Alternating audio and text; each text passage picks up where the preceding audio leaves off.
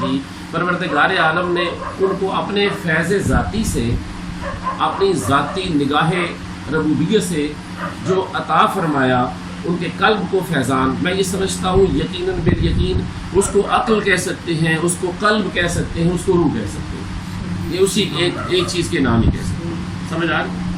وہ عقل عطا فرمائی یا وہ جوہر عطا فرمایا جس کی وجہ سے، جس کا وہ جو درجہ کمال تک پہنچنا تھا انسان میں، وہ جوہر عطا فرما دیا جس کی وجہ سے وہ اپنی اس سرشت یا اس جبلت کو تسخیر کرتے ہوئے خدا کے قرب کے مقام پہ فائز ہونے والا۔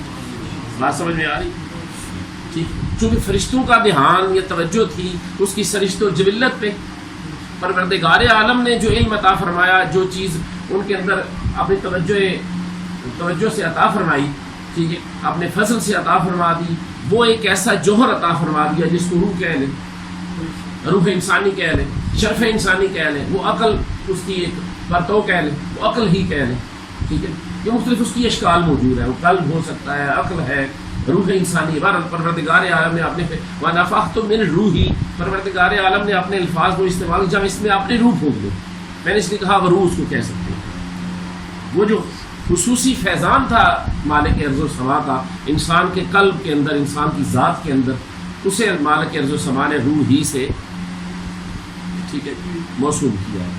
اب یہی انسان، پہلا انسان جو حضرت آدم سلام اللہ علیہ، اب ان کی فضیلت ان فرشتوں پہ برتری ثابت مالک ارض و سما نے فرما دی، تو فرشتوں کے سامنے جب برتری ثابت ہوئی ان کے علم کی برکت کی وجہ سے، ان کے معرفت ربانی کی برکت کی وجہ سے، ان کے معرفت اسماء الہی کی برکت کی وجہ سے، یہ ایک جملہ یہ سمجھے، اسماء الہی کی برکت، ٹھیک ہے، جو پہلا انسان پروردگار عالم کی ذاتی فیوزات سے ابھی مستفید نہیں ہوا، وہ اسماء باری تعالیٰ کی فیوزات سے مستفید ہوا ہے، تو وہ ان اسماء کی تجلیات جو قلب آدم پہ آئے، ٹھیک ہے، ان کی وجہ سے ان کے اندر جو ایک درجہ کمال پیدا ہوا، پروردگار عالم نے جب اس کا اظہار ہوا اس علم کا، تو مالک نے فرمایا کہ اب اس کو سجدہ کرو، یہ تم پہ فضیلت ہے،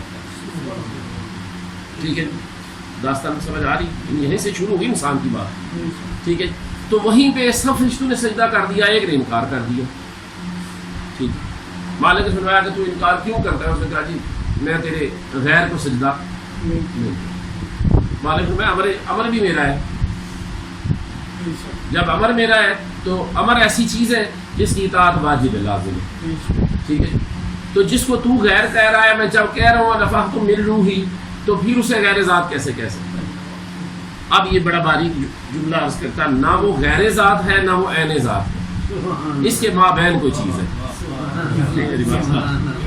وَنَفَخْتُ مِنْ رُوحِی، نہ وہ غیر ذات ہے نہ وہ عین ذات ہے، عین کہیں تو کفر ہے، ٹھیک ہے، تو غیر کہیں تو دوئی ثابت ہوتی ہے، مقام شرک واجب ہو جاتا ہے، نہ وہ عین ذات ہے نہ وہ غیر ذات ہے۔ اب وہ جوہر کامل جو آدم سلام اللہ علیہ کے وجود اقدس کو عنایت فرمایا گیا، میں سمجھتا ہوں انسان اسی بید، اسی راز کا نام انسان ہے، باقی اس کا ڈھانچہ ہے، وجود ہے، باقی اس کا لباس ہے، یہ آپ کا میرا مختلف لباس ہم پہنے ہوئے، یہ اسی جوہر کا اظہار ہے، اسی جوہر کے لیے اس سوار کی یہ سواری ہے، ٹھیک ہے۔ بہرحال میں موضوع کو اگر اسی طرح لے کے چلتا رہا تو طویل ہو جائے گی، اختصار کے ساتھ ہی چلتا ہوں اپنے موضوع کی طرف۔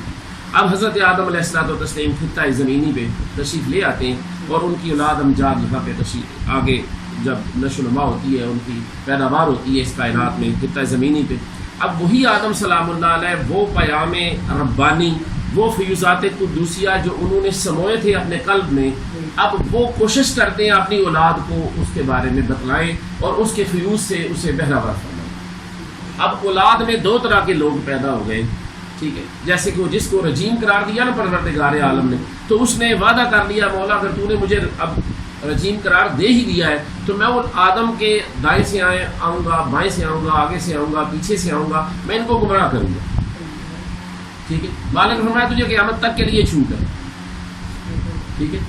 لیکن اس نے جب ساری بات کہی تو قرآن کہتا ہے کہ اس نے ایک بات عرض کی کہ پروردگارا، میں گمراہ کوشش کرنے کی ممکن کوشش تو کروں گا، لیکن ان لوگوں کو گمراہ نہیں کر سکوں گا جو تیرے مخلص ہوں گے۔ اب میری بات سمجھ میں آئی؟ یعنی جن میں اخلاص ہوگا ان کو میں گمراہ یہ بات والا جملہ سمجھنا ہے. پھر کربلا کی طرف ہم انشاءاللہ جب پہنچیں گے تو اس جملے کی پھر ضرورت پیش آئے گی کہ ابلیس نے کہا جن میں اخلاص ہوگا میں ان کو گمراہ. اب اسی طرح نسل آدم آگے چلتی گئی. دو طرح کے لوگ، حضرت اقبال نے اسی کو فرمایا کہ ازل، وہ اس کا مفہوم شعر کا یہی ہے کہ ازل سے جو شرر ابو لہبی ہے وہ چراغ مصطفی سے ازل سے ستیزہ کار رہا، ازل سے ستیزہ کار رہا ہے. چراغ مصطفی سے شرر ابو لہبی کہ وہ خیر کا جو چراغ ہے اس سے شر کی جو طوفان ہے طغیانی ہے وہ ازل سے یہ کار فرمایا. دونوں چراغ کو بجھانے کی کوشش کرتا ہے ابلیس، اور مصطفیٰ کا چراغ جلتا رہا ہے اور جلتا رہے گا. ٹھیک ہے. اب وہ ازل سے بہرحال یہ ایک جنگ شروع ہو گئی. پروردگار عالم نے جب کائنات کو تخلیق کیا تو اس تخلیق کا مقصد بھی سورہ ملک میں یہی ارشاد فرمایا کہ خلق الموت والحیات لیبلوکم ایکم احسن عملا، کہ میں نے حیات اور موت کو تخلیق کیا تاکہ دیکھوں تم میں سے بہتر عمل کون سے کون کرتا ہے، عمل صالح کون کرتا ہے. یعنی وہ جو جبلت کی جو جبلی سرکشی ہے، جو جبلی جہالت ہے، کون بندہ اس کو تسخیر کر کے اس سے فتح یاب ہو کے کون بندہ اس سے نکل کے میرے قرب کو اختیار کر لیتا ہے. اب بنیادی طور پر یہی بات نکلی نا، یہی احسن و عملہ ہو گیا، اس کے علاوہ کچھ رہ گیا. بہرحال آگے چلتے چلتے وہ نسل انسانی جیسے جیسے ان کا شعور ترقی کرتا رہا ویسے ویسے پیغمبران گرامی اسلام اسی دن، میں سمجھتا ہوں اسلام کی اس دن ابتدا ہوئی جب حضرت آدم علیہ الصلوۃ والتسلیم کو اللہ نے اپنا علم عطا فرما دیا. اب اسلام کی ابتدا ہو. یہ پہلا مسلم تھا، سمجھ آئے؟ یہ پہلا مسلم، پہلا مومن اور پہلا پیغمبر ہے. اب بات تھوڑی سی یہاں سے ایک ساتھیوں کے لیے گزارش کرتا جانا جاؤں. دو کائنات میں دو طرح کا علم، دو طرح کے راستے ہیں پروردگار عالم تک رسائی کے. ایک راستہ ہے جس کو ایک راستہ ہے جس کو نبوت کہتے ہیں، ایک راستہ ہے جس کو نبوت کہتے ہیں، ایک راستہ ہے جس کو ولایت کہتے ہیں. ایک راستہ نبوت کہلاتا ہے، ایک راستہ ولایت کہلاتا ہے. اب نبوت اور ولایت کے مابین اختصار کے ساتھ فرق کرتا چلا جاؤں. جب پروردگار عالم کسی کے قلب کو، کسی کی روح کو اپنے فیض کے اتارنے کے لیے، اپنے فیض کا مرکز و محور بنانے کے لیے پسند فرما لے، اس کو چن لے، اس کو نبوت کہتے ہیں. جب مالک چن لے، سمجھ آئے؟ یعنی مالک کسی کو محسوس کر لے، ٹھیک ہے، کسی کو چن لے، ٹھیک ہے، اس کو جب وہ اپنے انعامات سے نوازے گا اس مقام کو مقام نبوت کہیں گے. ٹھیک ہے. اور نبوت کا معاملہ کسب سے نہیں ہوتا، یعنی جد و جہد کر کے بندہ نبی نہیں ہو سکتا. بنیادی بات جو میں عرض کرنا چاہتا ہوں. اب جب وہ نبوت کا جو فیضان پروردگار عالم نے کسی خاص بندے کے قلب پہ اتارا، اس تعلیمات کی روشنی میں، اس فیض و برکات، اس تعلیمات کی روشنی میں، اب سب سے پہلے اول وہ جو پیغمبر ہوتا ہے اپنی ذات کو سب سے اول درجے میں، اپنی ذات کو، اپنے اعمال کو، اپنی تمام تر زندگی کو وہ اس کے تتبع میں لے آتا ہے، اس کی مطابقت میں لے آتا ہے. یعنی وہ جو پیغمبر ہوتا ہے وہ پیغمبر بھی ہوتا ہے اور اپنے دور کا ولی اکبر بھی ہوتا ہے، سب سے بڑا ولی بھی ہوتا ہے. اب میری بات سمجھے، ولایت اور نبوت میں فرق کیا ہے؟ نبوت وہ ہے کہ جو اللہ کا فیضان نازل ہو کسی کی طرف، اور ولایت وہ ہے اس فیضان کی روشنی کی مدد سے اس فیضان کو اپنی ذات کا جو ہے، اپنی ذات کا لباس بنا کے، اپنی ذات کا محور و مرکز بنا کے جب بندہ عروج کرتا وہ پروردگار عالم کے قرب میں پہنچے، یہ ولایت ہے. سمجھا؟ یہ نبوت فیضان نزولی ہے اور ولایت انسان کا عروج ہے پروردگار عالم کی بارگاہ کی طرف. ٹھیک ہے. وہ اللہ کا فیض نازل ہو تو نبوت، بندہ ان فیوز و برکات کو سمو کے پروردگار عالم کی دنیا و مافیہا اور علائق دنیاوی سے انقطاع نفسانیت کرتا ہوا جب عروج کرے تو یہ ولایت. بات سمجھ آ رہی؟ یہ بڑی باریک باتیں ہیں، مختصر سے عرض کرتا چل جا رہا ہوں. اب یہی نبوت کا فیضان ہر دور میں نبوت آتی رہی، انبیاء تشریف لاتے رہے، انسانوں میں جن جن کو لوگوں کے اندر قوت جاذبہ تھی بقدر وسعت ظرف ان کو نوازتے رہے اور وہ اپنے اپنے زمانے میں ولی ہوتے رہے، مومنین ہوتے رہے، مومنات ہوتے رہے. سمجھ آ گئی بات؟ اب یہی سلسلہ چلتے چلتے پیغمبران گرامی کا ایک پیغمبر، بڑے جلیل القدر پیغمبر ابراہیم سلام اللہ علیہ کا وقت آ جاتا ہے. خدا کی معرفت ذات کبریا میں نے جیسے کہ پہلے عرض کی کہ تمام انبیاء جو بھی انبیاء کرام آقا دو عالم صلی اللہ علیہ وآلہ وسلم تک تشریف لائے وہ سارے انبیاء اللہ کی اسماء صفات جو ہیں اللہ پاک کی صفاتی تجلیات کا محور و مرکز رہے. سمجھ آ رہی؟ ٹھیک ہے. تو ہر نبی نے جب اپنی ولایت کی تکمیل کرتے کرتے اپنی خلافت کی تکمیل کرتے کرتے ٹھیک ہے مختلف مراحل سے گزرتا رہا, مختلف قربانیاں دیتا رہا, مختلف مشکلات سے دوچار ہو کے خدا کے لیے خدا کی محبت میں سرشار ہو کے وہ مختلف مشکل مقامات سے مختلف کٹھن مراحل سے گزرتا ہوا وہ تکمیل خلافت کرتا ہوا وہ کامل ترین بندہ اپنے دور کا بنا. ٹھیک ہے. اور وہ دوسروں کے لیے ظاہر ہے جو مشن راہ بن گیا ولایت کے اعتبار سے بھی نبوت کے اعتبار سے بھی. حضرت ابراہیم علیہ الصلوۃ والتسلیم کو پروردگار عالم نے وہ واضح اور وہ خوبصورت مقام عطا فرمایا کہ وہ نبی تو تھے ہی لیکن اس قدر عارف باللہ تھے, اس قدر عارف متحقق فی اللہ تھے. سمجھ آ رہی؟ وہ خدا کی تحقیق کا اس قدر خوبصورت ولی ہے خدا کی ذات مبرکات میں. قرآن کی اگر میں اس کی معرفت کی بات کروں تو طویل ہو جائے گی بات. اور بہت بڑے عارف اپنے دور میں ولایت کے اعتبار سے بہت بڑے عارف وقت بھی تھے اور نبی تو تھے ہی تھے. ٹھیک ہے. اب آپ نے تحقیق ذات کبریا جو کی ٹھیک ہے تو وہ مختلف مراحل سے جب گزرنا پڑا تو چار بڑی بڑی چیزیں محترم سامعین چار بڑی بڑی چیزیں انسان کے لیے ہیں. سب سے پہلے آپ غور کریں اس کو آپ سادے لفظوں میں ہم اگر کہہ دیں لات منات عزا حبل والی بات ہے کہ کعبے کے اندر چار بڑے بڑے بت تھے. ہم اگر اپنی ذات کے اندر دیکھ لیں تو چار بڑے بڑے بت ہیں جو ہماری ذات کے اندر ہمیں موجود محسوس ہوتے ہیں. ایک چیز کو آپ دیکھیں انسان کا وطن یا گھر. سب سے پہلی بات انسان کا وطن یا گھر. اس کے بعد دوسرا انسان کا مال. ٹھیک ہے. تیسری انسان کی جان اور چوتھی انسان کی اولاد. اگر آپ غور فرمائیں تو انسان ان چاروں بڑے بڑے جو بت ہیں بڑے بڑے یہ محبتیں ہیں جو انسان کے لیے بڑی محبتیں ہیں بڑے درجے کی محبتیں ان کی قربانی انتہائی مشکل کام ہوتا ہے. اب ابراہیم سلام اللہ علیہ اب وہ انسانیت کے وہ کامل ترین شخصیت ہے. نبوت کے اندر بڑے واضح جیسے جو ہوتا ہے نا ستاروں میں چاند چمکتا ہے ایسے انبیاء میں ان کا مقام ہے. سمجھ آ رہی؟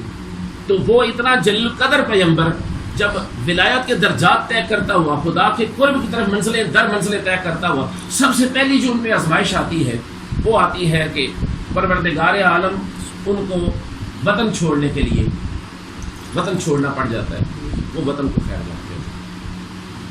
پھر دوسری منزل آتی ہے وہ اس محبت کو قربان کر دیتے ہیں خدا کی محبت. پھر دوسری منزل آتی ہے جان کی باری آ جاتی ہے تو جان کو وہ منجریق میں ڈال کے آپ نے واقعہ سن رکھا ہوگا. نمرود نے بہت بڑی ایک آگ روشن کی ان کو ڈالا انہوں نے جان بھی قربان کر دی. پروردگار عالم نے اس منزل سے بھی وہ جب کامران لوٹے پروردگار عالم نے اور جو ہے انعامات ربانی سے وہ ان کو نوازا گیا اور وہ خدا کے قرب اور خدا کی جو معرفت کے وہ حقدار مستحق ٹھہرے. اس کے بعد دوسرا آگے دیکھتے ہیں کہ پھر آگے مرتبہ آ جاتا ہے کہ جب مال کی باری آئی تو مال بھی انہوں نے خدا کے راستے میں وقف کر دیا. پھر باری آ گئی اولاد کی آخری عمر تھی ٹھیک ہے خدا نے اولاد سے نوازا. میں اختصار کے ساتھ اپنے موجود کر رہا ہوں اشارے کرتا جا رہا ہوں. اولاد سے نوازا. پروردگار عالم کی محبت سے سرشاری کا یہ عالم تھا کہ اولاد کو وہ ذبح کرنے کے لیے میدان میں تشریف لے. ٹھیک ہے. اولاد کا واقعہ آپ نے سن رکھا ہوگا. میں یہاں سے صرف ایک جملہ لے کے آگے اپنے موضوع کی طرف ہی بڑھوں گا. حضرت اسماعیل علیہ الصلوۃ والتسلیم کے اس فعل کو اس بات کو جو باپ بیٹے کے درمیان مکالمہ ہوا جو باپ بیٹے کے درمیان مکالمہ ہوا پروردگار عالم نے اسے قرآن کی زینت بنایا. تو حضرت اسماعیل علیہ الصلوۃ والتسلیم عرض کرتے ہیں اے ابی اے والد محترم خدا نے جس بات کا آپ کو حکم فرمایا ہے آپ وہ کام کیجئے. اگر مجھے ذبح کرنے کا حکم ہے تو مجھے ذبح کیجئے. آپ مجھے انشاءاللہ صبر کرنے والوں میں سے پائیں گے. توجہ ہے میری بات. اب بڑی لطیف سی بات عرض کرتا چلا جاؤں. اب یہ پیغمبر ہے بہت بڑا پیغمبر ہے. میں نے جیسے کہا کہ اگر باقی انبیاء کو ستاروں کی معنی سمجھا جائے تو یہ اس میں چاند چڑھا ہوا اس طرح جلیل قدر پیغمبر. ٹھیک ہے. تو جب باری آتی ہے اولاد کی آپ آنکھوں پہ پٹی باندھتے ہیں اس کو قربان کرنے کے لیے چھری چلا دیتے ہیں. ٹھیک ہے. تو بہرحال پروردگار عالم نے جو جس جذبے کے ساتھ ہم نے کیا خدا نے قبول تو فرما لیا لیکن ابھی پروردگار عالم کی سکین میں کچھ اور بہترین مقصود تھے. ٹھیک ہے. اب وہ ذبیحہ جو تھا ٹھیک ہے. میں کبھی کبھی کہتا ہوں اگر اسے کہہ لیں چشم تصور سے دیکھا جائے تو یقیناً حسین علی مقام عالم ارواح میں موجود ہوں گے. ایک بیٹا ابراہیم کو ذبح کرتے، اتنے جلیل القدر پیغمبر کو ذبح کرتے، ایک بیٹا دیکھا آنکھوں پہ پٹھی آ گئی. یقیناً حسین کی روح پکارا ہوگا مولا یہ میرا حصہ ہے، اس کو چھوڑ دے. میں چشم تصور سے اگر دیکھتا ہوں تو مجھے سمجھ آتی ہے بات. یہ کوئی کسی کتاب کی بات نہیں ہے، میں وجدان کی بات کر رہا ہوں. ٹھیک ہے، جب ہم سے آپ کو اس بات کو دیکھتے ہیں شاید یہ ایسا ہوا ہوگا. اب پروردگار عالم قرآن کے یہ حافظ بیٹھے ہیں جہاں جہاں ذبح کا ذکر ہے، فرمایا وَتَرَكْنَا، اور ہم نے ترکنا من الآخرین علیک فی الآخرین، اور ہم نے اسے آخرین کے لیے ترک کر دیا. اب توجہ فرمائے وہ جو ذبیحہ پروردگار عالم کی بارگاہ میں دیا گیا، پروردگار عالم فرماتے ہیں میں نے اسے آخرین کے لیے ترک کیا. اب اسی سلسلے کی جو آخری کڑی ہے، چونکہ نبوت کی آخری کڑی آقا دو عالم صلی اللہ علیہ وسلم، اب ذبیحہ اصولی طور پہ پھر اس گھر سے بنتا تھا. توجہ ہے میری بات؟ ٹھیک ہے، وہ ذبیحہ ہی کربلا کی صورت میں امام علی مقام نے اپنے جد امجد کی اس دین مطہر کی لاج رکھتے ہوئے، ٹھیک ہے، اس کے جو عروج کے لیے، اس کی بقا کے لیے جو قربانی پیش کی ہے اسی کا نام کربلا ہے، اور اس ذبیحے کی تکمیل ہے. اور اقبال نے فرمایا نا اسی کو کہ بڑی سادہ اور رنگین ہے داستان حرم، نہایت اس کی حسین ابتدا ہے اسماعیل. نہایت اس کی حسین ابتدا ہے اسماعیل، جس کی ابتدا حضرت اسماعیل نے کی، حضرت حسین نے اس کی تکمیل کری. میں موضوع کی طرف آہستہ آہستہ ہی بڑھنا چاہتا تھا، لیکن بہرحال موضوع نے 2-3 جملے آگے تو میں نے کہا چلو اسی کو اس طرف لے آتے ہیں. اب بڑا خوبصورت سا منظر ہے. حضرت ابراہیم علیہ الصلوۃ والتسلیم اپنے بیٹے کے مرشد بھی ہیں، اپنے بیٹے کے باپ بھی ہیں. اب ذرا بات میں توجہ رکھنی ہے، چھری محبوبوں کے ہاتھوں میں ہو تو جانور گردن آگے کر دیے گا. توجہ طلب ہے بات بڑی. چھری محبوبوں کے ہاتھوں میں ہو، حجۃ الوداع کا موقع ہے، آقا دو عالم صلی اللہ علیہ وآلہ وسلم نے 800 اونٹ قربان کیا ہے، بعض لکھا 600 اونٹ قربان کیا. اب 600 پہ اکتفا کر لیتے. اور سیرت نگاروں نے لکھا ہے کہ اونٹ دھکے دے دے کے گردنیں آگے کرتے کہ مصطفیٰ کریم میری گردن. اب چھری محبوب کے ہاتھ میں ہے، اونٹ بھی قربانی کا جذبہ رکھتے ہیں. ادھر چھری اس شیخ کے ہاتھ میں ہے، چھری پیغمبر وقت کے ہاتھ میں ہے، چھری والد کے ہاتھ میں، چھری مرشد کے ہاتھ میں ہے، چھری محبوب کے ہاتھ میں. تو ابراہیم سلام اللہ کا بیٹا کہتا ہے سونیا تو کام کر، مجھے صبر کرنے والوں میں سے پائے گا. اب دیانتداری سے بتائیں، میں اس پیغمبر کی شان میں کوئی کمی کرنے کے باعث نہیں کہہ رہا، میں صرف ایک تقابل پیش کرنا چاہ رہا ہوں کہ صبر تو مصیبت پہ کرتے ہیں. ہاں میری بات ہے، صبر تو مصیبت پہ کرتے ہیں. یعنی ابھی وہ اسماعیل سلام اللہ علیہ کی معرفت ذات اتنی کامل نہیں ہے اس اعتبار سے. ٹھیک ہے، اب بالکل اسی بات کو لے کے میدان خیبر میں آتے ہیں. حضرت امام علی مقام کا بھتیجا حضرت حسن مجتبیٰ کا لخت جگر، 18 سال عمر ہے، قاسم نام ہے، بارگاہ حسین میں آتے ہیں، قدم بوسی کرتے ہیں. آقا باہر دشمن للکار رہے، اجازت ہو تو میدان کارزار کو جاؤں. اور میرے بھائی کی نشانی ہے، میرے امام کی نشانی تجھے جاؤں.